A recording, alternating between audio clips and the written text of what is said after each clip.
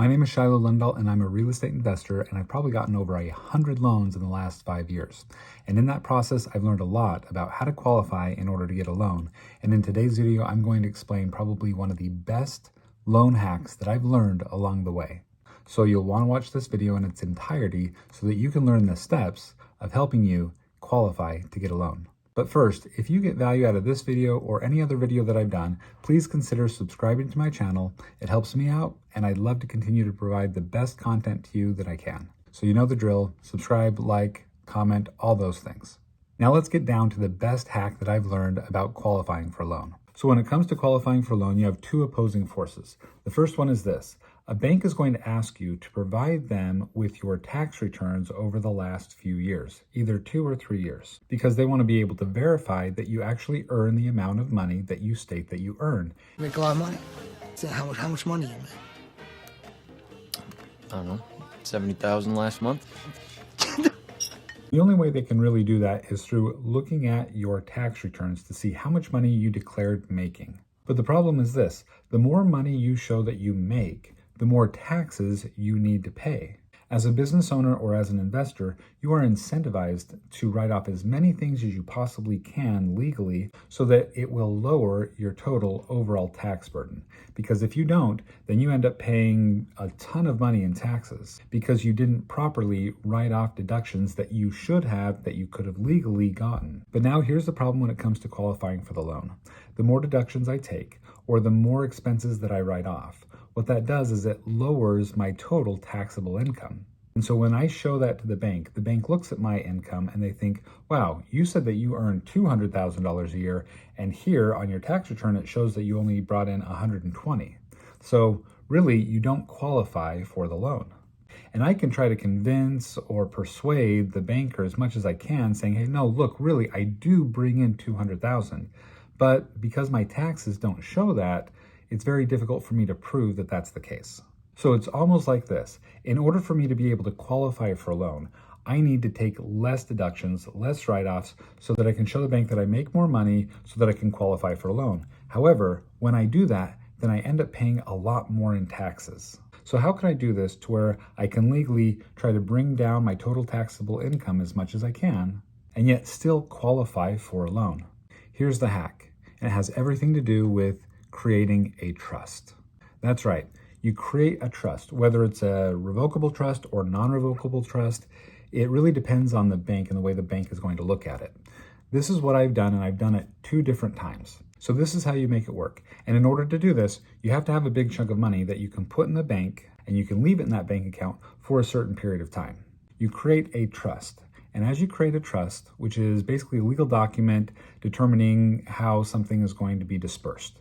Okay, you can have a family trust, a business trust, and to be honest, I'm not a trust expert, but I know enough in order to be able to use this vehicle. So I've created a revocable trust, and I've also created a non-revocable trust. So you create the trust, and then you create a bank account for that trust.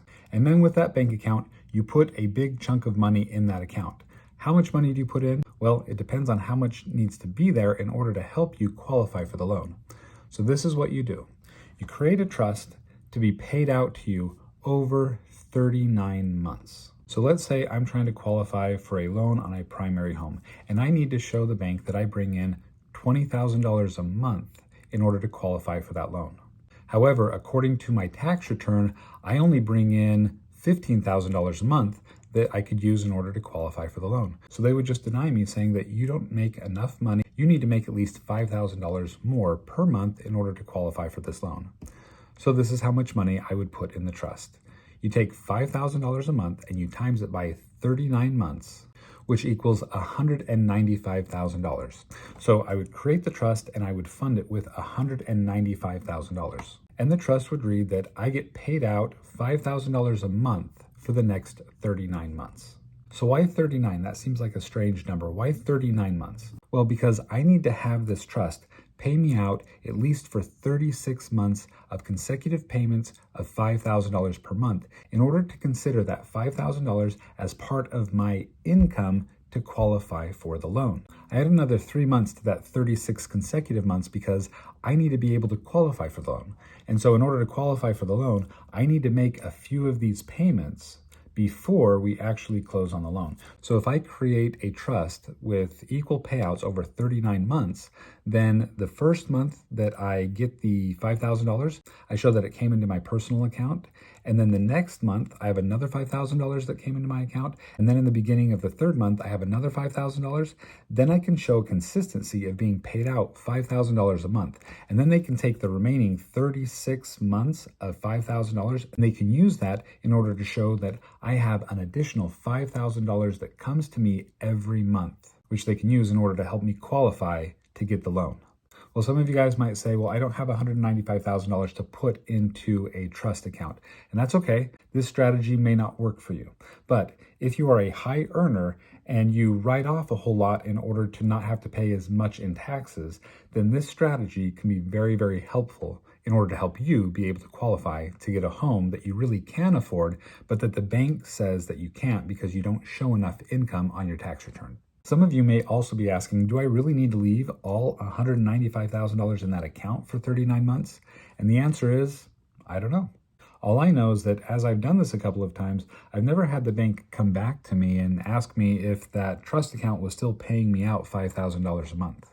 Once I've qualified for the loan and I've gotten the loan, they've actually never asked me that again. So the answer to that question is, I don't know.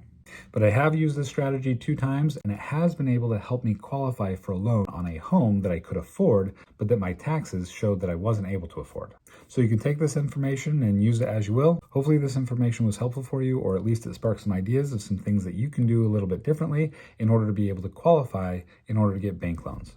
So thanks for watching. I hope that you have a fantastic day and good luck investing in real estate.